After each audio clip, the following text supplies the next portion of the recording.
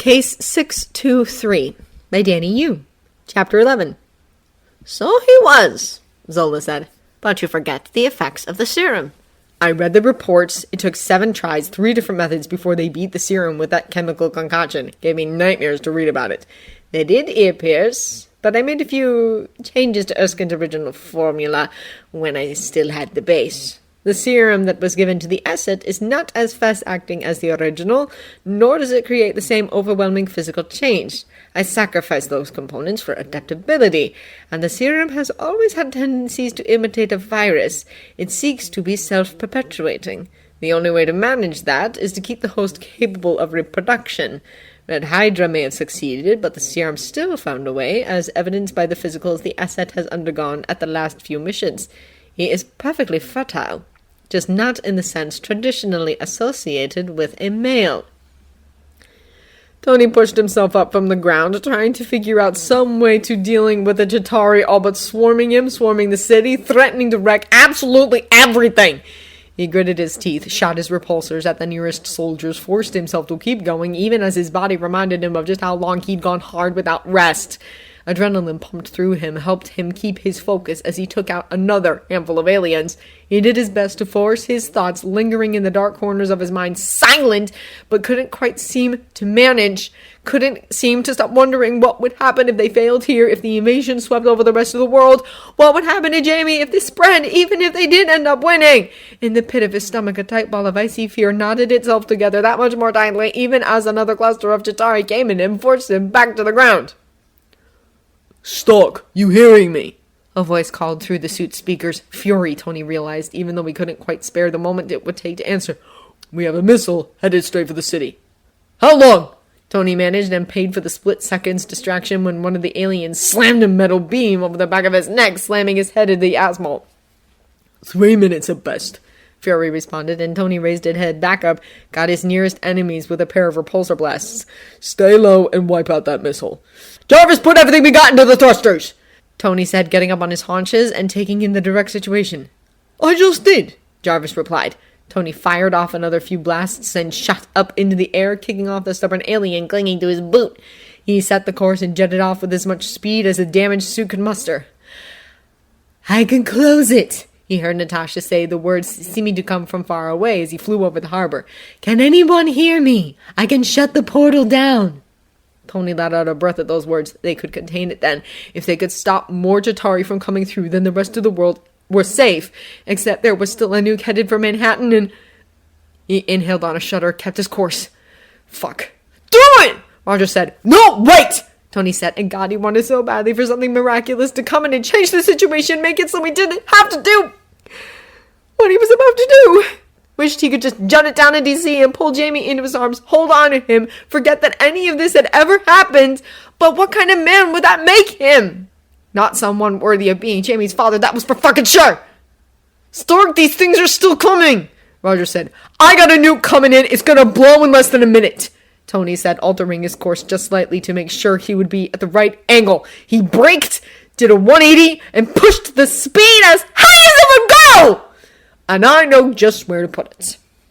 He could see the nuke with his own eyes now, coming in just above him. With one last burst of speed, he caught it up from underneath and grabbed hold.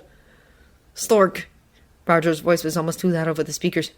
"You know that's a one-way trip. Save the rest for return, Jay," Tony said, turning off the comms. He didn't need Rogers in his ear telling him what he already knew. He needed to keep this tiny bit of hope, hold it close, needed to believe there was a chance of a return trip, or he wasn't going to be able to do it. "Sir," Jarvis confirmed. "Shall I call Master James?" Tony almost didn't want to. Couldn't imagine any world where he'd want to have this conversation, but he couldn't go without saying goodbye. Couldn't do that to his own son. Jamie wasn't going to understand now, but one day he would, and if Tony didn't get to see that day, he'd at least make sure he'd done this one thing right. "Please," he said. He heard the simulated dial tone as Jarvis connected to James' Kitty Edition Stark phone, then a click and Jamie's excited voice. "Daddy!" "Hey, Jamie," Tony managed, keeping his voice calm and clear even as his eyes stung and his throat threatened to close in on itself. "How's it going?" "There was something strange on the news, and Auntie Pepper sent me up to the pilot," Jamie said. "I get to see the co-pilot." That's great, baby boy, Tony said. He swallowed hard, tried to get rid of the lump in his throat. The HUD was blurry to his eyesight. Listen, I wanted to tell you something. He sucked in a deep breath, forced himself to keep talking, to not break down crying now, no matter how much he stood to lose, how much he stood to miss. I love you so much, and I'm so proud of you. I always will be, no matter what you do or who you decide to become. I'm always going to love you, and I'm always going to be proud of you. The wormhole was a gaping maw right in front of him now, ready to swallow him up. Tony forced himself to keep going. I love you too, Daddy, Jamie says. Lots and lots and... Wait! A slight pause. Maria says something bad is happening. She says that's why you're talking like that. Daddy, what's going... Black space opened around him and the connection cut. Tony bit back a sob, sent the nuke flying towards the nearest spaceship, and God, there were so many of them, such a vast universe, more than he'd ever imagined, and Earth was so vulnerable, Jamie was so vulnerable, he couldn't even comprehend it. The last thing he was aware of was falling. And then something was roaring at him! He sat up, gasping, trembling with adrenaline, throat dry. His faceplate was missing. He looked around himself, saw the Hulk leaning over, Imp Rogers and Thor off to the side. What the hell? He muttered. What just happened? And then just because of the utter strangeness of the situation, please tell me no one kissed me. Rogers crouched down, panting, looking up at the sky. We won, he said. Tony relaxed, letting his eyes drop shut for a moment as utter relief washed through him, made his whole body go limp. And then, because somehow that was how his body worked, he couldn't get his mouth to stop running. Alright, good job, guys. Let's just not come in tomorrow. Let's just take a day. Have you ever tried shawarma? There's a shawarma joint about 2 blocks from here. I don't know what it is, but I want to try it. He bit his lip, remembering the agonizing fear in Jamie's voice. Anyone got a cell phone? After shawarma, there was a brief, odd moment where everyone seemed to be looking at everyone else for direction, everyone droopy-eyed and yawning, all but sleeping on their feet. Tony was just as exhausted, but unlike everyone else, he actually knew where he was going, which, for whatever strange reason, was all everyone needed to follow him back to the tower like a row of ducklings. The elevator was still working, which was a hell of a good thing, or Tony might just have broken down and cried, and within moments they were in the battered penthouse. Tony barely had time to step into the wreckage of the living room before a tiny blur of boys spit into his arms. Tony, despite the exhaustion, lifted Jamie up and hugged him tight, kissing the top of his head. Hey, little man, how was DC? He managed, suddenly choked up all over again. Jamie didn't answer, just kept clinging, face digging into Tony's collarbone. Tony let out a sigh, carried his son further into the penthouse so the others would have room to enter. Pepper stepped into view, the look on her face, an all too familiar mix of fury and fear and relief, which lasted right until he realized they weren't alone. Tony, she said with a lingering sharpness still right there in the back of her voice. I see you brought guests. Tony flashed her an apologetic smile and moved onwards, dropping down into the couch that was miraculously still standing.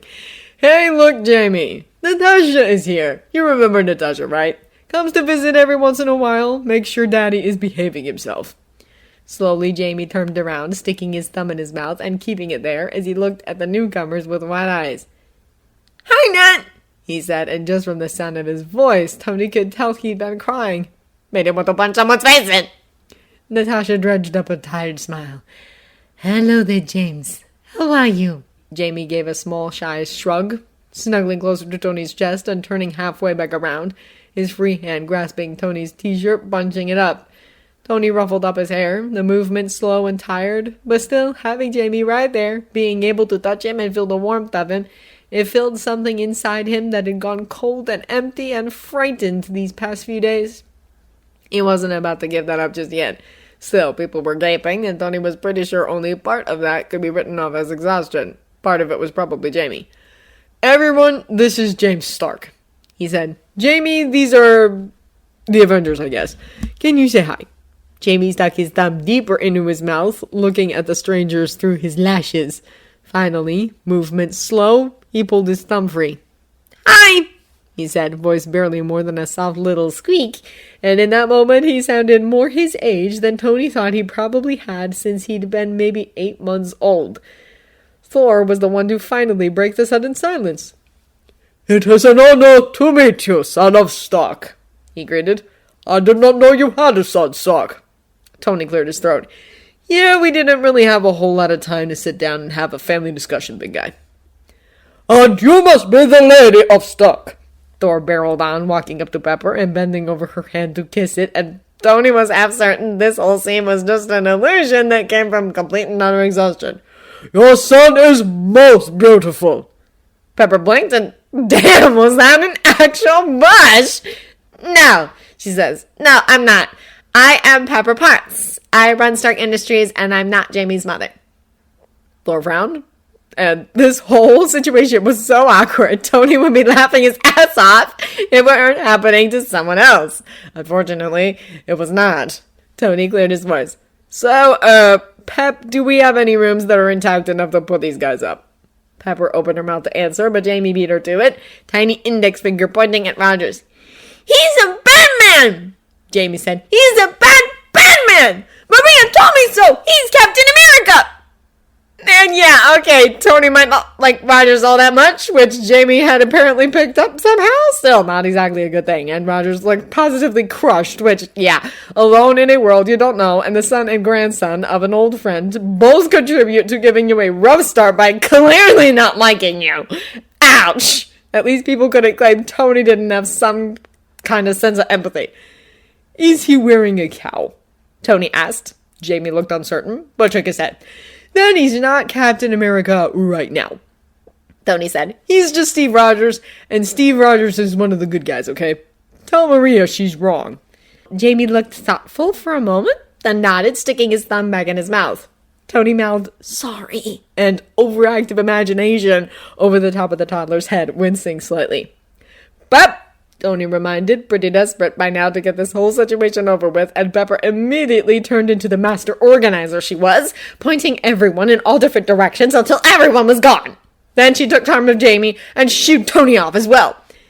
Tony woke up the next morning still exhausted, so much so that everything seemed to pass in kind of a blur. A few things stood out, like his throwaway comment to Banner. "Seriously, you should just stay. I have way better employee benefits than India, and we're building a rocket lab for you." "I have way better employment benefits than India, and we'll build a rocket lab for you." Banner blinked, didn't really say anything for a long moment, then, "Stark, you have a child. You can't possibly want the Hulk around James." Tony shrugged. "I trust you," he said, and somehow, when they'd sent off the Asgardians, Banner was climbing into the car with him, about to go back to the tower, for a while anyway. There was the whole awkward handshake with Rogers, and the odd feeling of respecting someone, knowing you worked really well together, and still not really liking them at all. At least there hadn't been any fisticuffs. Thor had said something about how Tony should make sure to find Jamie a worthy mother, which was hopelessly old-fashioned, and Barton had said something about getting a practice bow because sharpshooters should start training young, which, what? Jamie wasn't going to be a sharpshooter. He was Tony's son, a Stark. Would likely be a decent shot, but not exactly sniper material, especially with a bow and arrow. Natasha rolled her eyes at everyone else's antics and left with a wave. And that was about it, what he could remember of the day before coming back home and heading straight to bed for a 5-hour nap that ensured he was at least somewhat awake when Pepper dragged him into the living room to discuss the tower repairs and renovations. Still, it beat being dead! It beat New York City being blown off the map! And maybe, just maybe, he made a new friend, which, given his age, he should probably be less giddy about, but screw it, he missed having someone to science with.